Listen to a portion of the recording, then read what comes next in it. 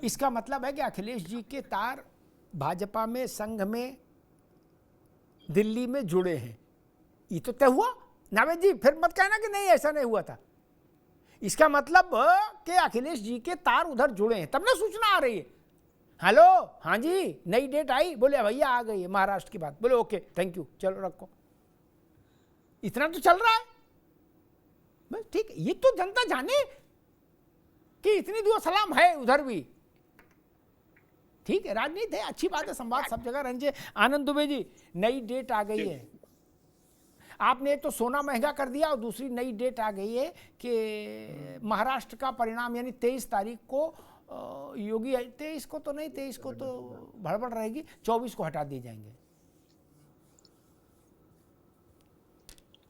देखिए,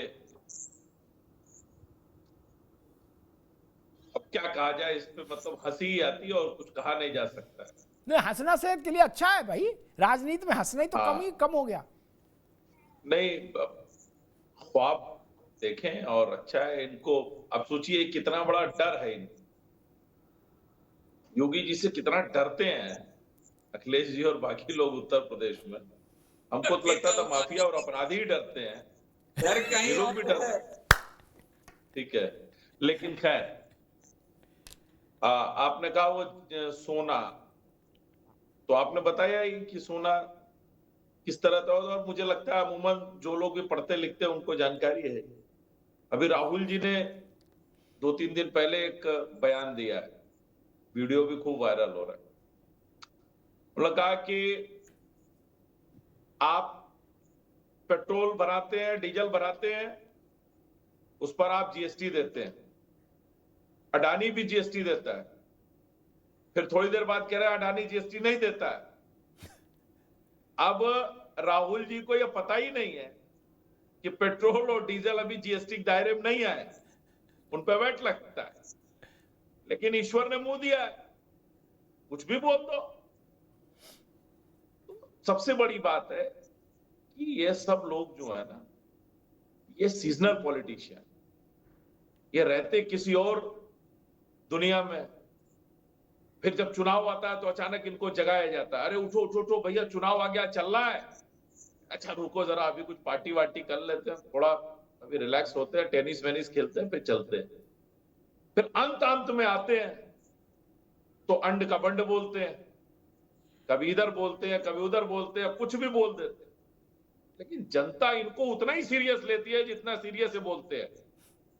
और इसी वजह से आप देख लीजिए 14 के बाद से लगातार इनकी स्थिति क्या है। कभी कदार एक आध जगह कुछ थोड़ी बहुत सफलता मिल जाती है, उससे खुश हो जाते हैं, लेकिन सत्यता यही है कि जनता इनको समझ चुकी है कि ये एकदम नॉन सीरियस पॉलिटिशियन है, जिनका मुद्दों से कोई मतलब नहीं है, केवल जनता को बरगलाना, झूठ बोलना, उल्टी सीधी बातें करना, जो हकीकत में नहीं है उसको भी झूठ बोल, उसको भी सामने रखना। उत्तर प्रदेश की जनता तो ये महसूस कर रही है, उत्तर प्रदेश की जनता ये देख रही है कि किसके शासनकाल में समाज में सुरक्षा का वातावरण है।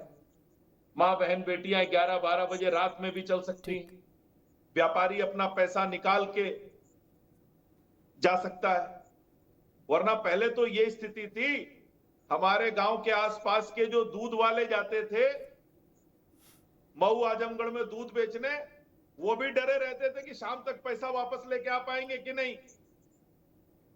ये स्थिति थी उत्तर प्रदेश की। आज क्या हो गई है, इसको उत्तर प्रदेश की जनता महसूस कर रही है। जी, रविंद्र भाई को समर्थन दे रही है। अखिलेश जी कह रहे हैं कि 23 तारीख को परिणाम आ जाने दो महाराष्ट्र का। वो कह रहे मेरी खुला चैलेंज, चाहे परिणाम इधर वाला आए चाहे उधर वाला आए, योगी जी को जाना है।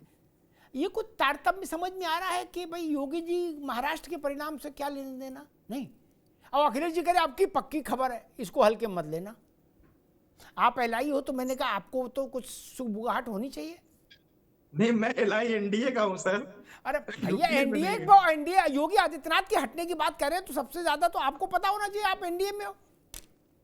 हाँ, तभी तो मैं कह रहा हूं कि भाई अब उनके तंत्र है, राजनीति में कुछ बातें कह दी जाती है कहने के लिए। हमें लगता है कि अभी आनंद जी ने बहुत अच्छी बात वही कि ईश्वर ने मुंह दिया है तो उसका उपयोग कर रहे हैं वो। अब क्या कहा जाए उस पे। अब उन्होंने कहा है अपने कार्यकर्ताओं को ऊर्जित करने के लिए, ऊर्जा भरने के लिए, क्या उद्देश्य है उनका, बड़े नेता है, क्यों ऐसे बयान दे रहे हैं, क्या उनके विशेष गुप्तचर है, सूत्र है, ये तो वही बता पाएंगे ज्यादा बेहतर, उनके प्रतिनिधि बता पाएंगे। लेकिन इतना जरूर है कि 23 तारीख की इंतजारी में हम सब भी बैठे हैं कि जो मजबूत और सशक्त सरकार उत्तर प्रदेश में चल रही है उसको और गति दिया जाए और बेहतर परिणाम के साथ हम लोग योगी आदित्यनाथ जी को मजबूत करें। यही हमारे पार्टी के राष्ट्रीय अध्यक्ष आदरणीय जयंत जी की भी इच्छा है, और उत्तर प्रदेश की जनता की जो इच्छा होगी वो भी 23 तारीख को आ जाएगी। तो इंतजारी तो हम सबको भी है, जी ये रिजल्ट आए। नावेशी को आज योगी आदित्यनाथ ने कहा, शायद कटहरी में या मजमा में कहीं, कि कांग्रेस समाजवादी पार्टी की विरासत जो है वो खान मुबारक है। बोले उनकी विरासत अतीक है, उनकी विरासत मुख्तार है। नवेद जी, जाहिर सी बात है कि एक इस परसेप्शन जो बना है इस वक्त। जी आवाज आ रही है? जी आ रही भैया, आ रही जी। जी असल में जी बिल्कुल, देखिए ये बात बिल्कुल सही है कि बटोगे तो कटोगे वाला जो एक पंच लाइन है भारतीय जनता पार्टी की, ये उस लाइन को मैच करता हुआ वक्तव्य है जहां पर ये बात की जाती है भारतीय जनता पार्टी की तरफ से कि अपोजिशन ने हमेशा गुंडों को आगे बढ़ाया है, माफियाओं को आगे बढ़ाया है, एक धर्म विशेष के लोगों का तुष्टीकरण किया है, हिंदुत्व को अनदेखा किया है, राम को अपनाया नहीं है, राम के प्रति आस्था नहीं है, मंदिर वो जाते नहीं है, गुंडों को बढ़ावा देते हैं, मुख्तार और अतीक के मर जाने पे रोते हैं, और राम मंदिर का शिलान्यास होता है या प्राण प्रतिष्ठा होती है तो कोई सपा या कांग्रेस का बड़ा नेता वहां दर्शन के लिए भी नहीं आता है। ये उस परसेप्शन का एक हिस्सा है जिस दिशा में भारतीय जनता पार्टी चुनाव ले जाना चाहती है, और उसके लिए ये मुफीद भी होता है, क्योंकि 80 और 20 की लड़ाई में जाहिर सी बात है कि जीत जो है वो भारतीय जनता पार्टी की होती है। इसलिए उस दिशा में उस चुनावी माहौल पैदा करने का एक बड़ा परिपक्व वक्तव्य है, जो अक्सर योगी आदित्यनाथ जी जैसे मुखर नेता इस तरह का एक वक्तव्य देते रहते हैं। देखिए मेन बात जो भी आप बात कर रहे थे, चर्चा कर रहे थे, जो अखिलेश यादव जी के एक वक्तव्य के ऊपर है, इस बात में कोई शक नहीं है कि ये दो चेहरों का चुनाव है, लेकिन महत्वपूर्ण ज्यादा योगी जी के लिए। अगर मान लीजिए कि समाजवादी पार्टी हार जाती है तो समाजवादी पार्टी को अखिलेश यादव जी ही अनंत काल तक ढोएंगे, ये बात तय है, क्योंकि वहां पर कोई 19 का मतलब अगर 20 है अखिलेश यादव तो समाजवादी पार्टी में कोई 19 नहीं है, 18 नहीं है, 17 भी नहीं है।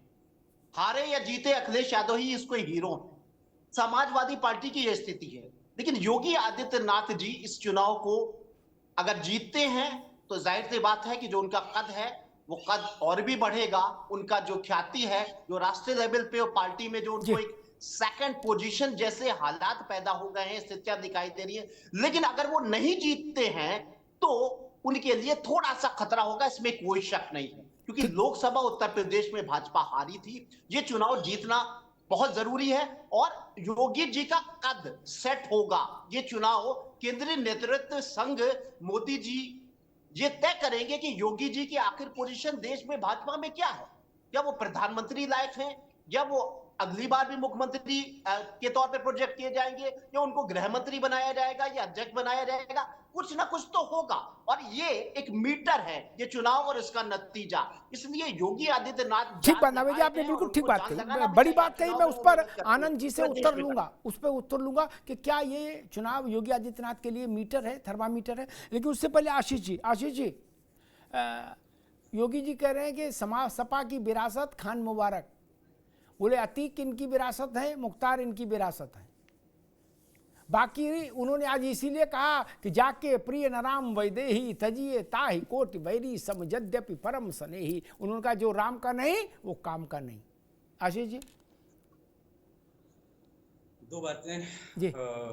इसमें एक तो ये जबरदस्ती का ये कहा जा रहा है कि मुख्तार, और ये आज अगर आप देखें तो कुछ नाम मैं गिनाना चाहूंगा जिनका जिक्र किसी टीवी चैनल पे या कोई भारतीय जनता पार्टी का नेता प्रवक्ता कभी करता भी नहीं।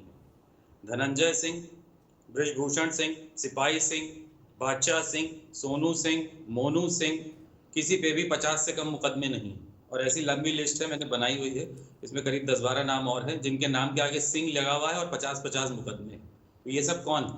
ये सब क्या समाज सेवी नहीं है ना? तो हम सब पूरी उत्तर प्रदेश की जनता जानती है कि ये सब माफिया, बड़े माफिया, इन पे कभी योगी आदित्यनाथ क्यों नहीं बोलते? क्यों? क्योंकि वो ठाकुर हैं, तो उनको आजादी है कि उत्तर प्रदेश में अपना गुंडा राज फैलाएंगे क्योंकि ठाकुर हैं। तो ये गलत है और जनता को ये दिख रहा है और केंद्र को भी ये दिख रहा है, और तभी वो जो अखिलेश जी की बात एक मजाक में कही गई, उसकी सच्चाई वहीं से कहीं ना कहीं उठती है। दूसरी बात, विरासत क्या है? हमारी विरासत है वो कार्यालय जिसमें योगी जी बैठते हैं, हमारी विरासत है वो स्टेडियम जिसमें उन्होंने शपथ ली है, हमारी विरासत वो है 1090 हेल्पलाइन जो हमने बना करके खड़ी की है, हमारी विरासत वो अस्पताल है जो हमने बना के खड़े किए जिसमें भाजपा के नेता जाके अपना इलाज कराते हैं, हमारी विरासत है वो इनका जो हमारा जो एक्सप्रेस वे जिसमें आप यहां से दिल्ली जाते हैं, हमारी विरासत वो मेट्रो है। ऐसी अनगिनत चीजें हैं जिसको हम अपनी विरासत मानते हैं, हमारे लिए ये है विरासत। ठीक है, लेकिन अतीक मुख्तार भी तो है, मतलब उनको भी बिल्कुल तो नहीं हटा सकते आप फ्रेम से। बिल्कुल, ऐसे लोगों को अखिलेश जी ने हमेशा दूर किया है। कहीं ना कहीं हमारी पार्टी का जब शिवपाल जी से जो दूरियां बनी थी, कहीं ना कहीं शुरुआत वहीं से हुई। फिर जब शिवपाल जी आए थे तो अखिलेश जी भी पास हो गए, फिर तो मामला एक ही हो गया था। वो फाटक पे गए थे ना, फिर तो एक ही हो गया मामला, दरवाजा खुल ही गया है, उसमें क्या, अब तो कोई बात नहीं। खैर आनंद दुबे जी, जो बात नावेद शिकोर ने कही वो बड़ी महत्वपूर्ण है।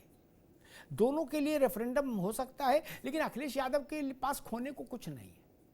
ठीक कह रहे, मान लीजिए वो नहीं भी जीते तो दुर्गा यादव हटा देंगे क्या उनको? नहीं ना। ये शाहिद मंजूर हटा देंगे? नहीं ना, वो तब भी सुप्रीमो रहेंगे।